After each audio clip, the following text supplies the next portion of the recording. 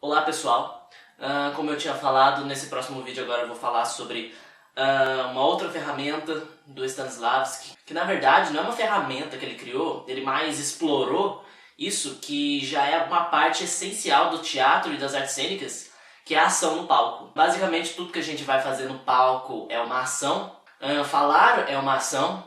Muita gente acha que voz não é ação, mas é assim. Mas o que Stanislavski ele vai tentar trabalhar em cima da ação do ator, é tentar deixar a ação mais crível, mais cheio de vida. Porque, como eu disse no vídeo anterior, ele achava que a atuação da época era muito declamada, era muito cheio de gestos muito grandes, mas esses gestos eles eram vazios de vida. Eles não tinham conteúdo, eles eram simplesmente gestos jogados. E uma das coisas que ele vai começar a perceber é que há uma ligação em qualquer pessoa, não só no ator, em qualquer coisa que a gente faz, há uma ligação psicofísica. Ou seja, a nossa mente, o nosso psicológico, ele está ligado essencialmente com o nosso físico, com as coisas que a gente faz. Inicialmente, Stanislavski ele trabalhava com seus atores de dentro para fora. Ou seja, ele dizia que primeiro o ator teria que criar todo o seu personagem, a vida dele, tudo lá interiormente, ou seja, só na teoria, só no pensamento, e depois o ator colocaria tudo isso aí para fora no palco. Isso aí depois de um longo trabalho de mesa. Mas pro final de sua vida, ele vai perceber que isso na verdade não dava muito certo, porque o ator criava tudo dentro dele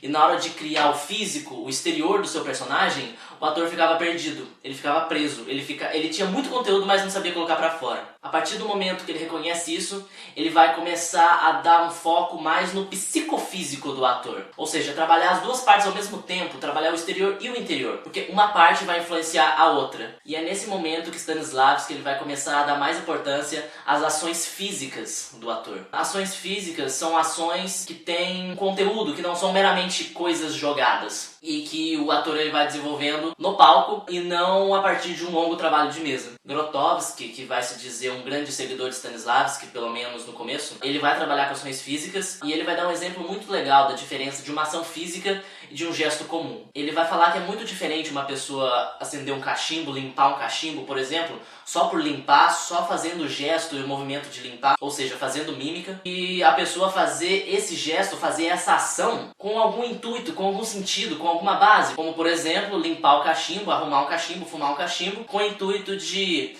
dar um tempo de elaborar uma resposta para uma pergunta, por exemplo, ou de prestar atenção numa fala que está acontecendo aqui do lado, mas eu não quero deixar óbvio que eu estou escutando, então eu faço alguma outra ação. Stanislavski ele prezava muito essa ação verdadeira, essa ação não meramente jogada, só por fazer, que era muito comum na época em que ele começou a desenvolver o sistema dele. Uma outra coisa muito importante que ele falava era que o ator ele não deveria mostrar o que ele está fazendo, ele não deveria querer mostrar para o público o que ele está sentindo, o que ele está fazendo. O ator ele deveria deixar isso aí fluir, isso aí vir naturalmente e com o tempo ir trabalhando nessa parte física, nessa parte exterior. Por exemplo, o meu personagem em uma cena ele está super triste porque aconteceu alguma tragédia. O ator ele não deveria querer mostrar essa emoção, querer forçar essa emoção para fora. O ator ele deveria deixar essa emoção fluir através da ação, através do gesto, através do físico, e não forçar essa emoção para fora, entende? Isso aí já é uma polêmica grande que vai falar da memória emocional, que é outra coisa que Stanislavski trabalhava no começo, depois não trabalhou mais porque ele viu que isso dava problema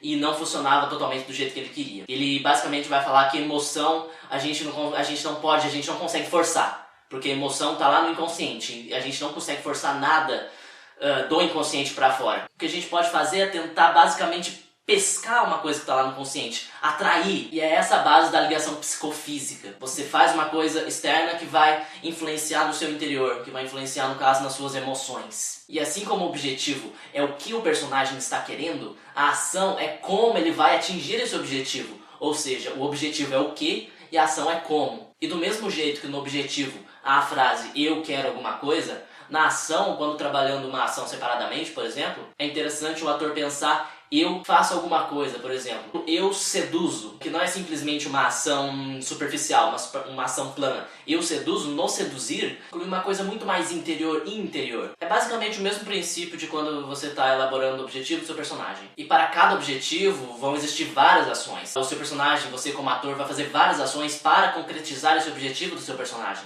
Por exemplo, você tá naquela situação do vídeo anterior em que seu personagem descobre que a personagem que ele ama, na verdade, gosta de outra personagem que não ele. O objetivo que a gente tinha encontrado pra ele era: eu não quero mostrar que eu estou triste. Uma ação, por exemplo, poderia ser: eu puxo uma conversa aleatória, por exemplo, ou eu rio para mostrar que eu estou feliz. Mas essas ações, agora uma visão mais pessoal, eu acho muito importante o ator primeiro improvisar elas na cena. Fazer elas assim, sem ficar pensando, por exemplo, agora eu vou fazer tal ação. Porque de uma maneira ou outra, se você fazer isso, você vai estar forçando essa ação, não vai ficar legal. Então é legal trabalhar as ações específicas num momento um pouco mais posterior do trabalho. Depois que você já tiver improvisado, depois que você já tiver entendido mais ou menos a sequência do que vai acontecer na cena. Isso aí seja numa improvisação ou em um ensaio realmente com texto que já existe. E uma última coisa sobre a ação super importante, super interessante, é que quando você se preocupa em fazer a ação, você não necessariamente, pelo menos a princípio,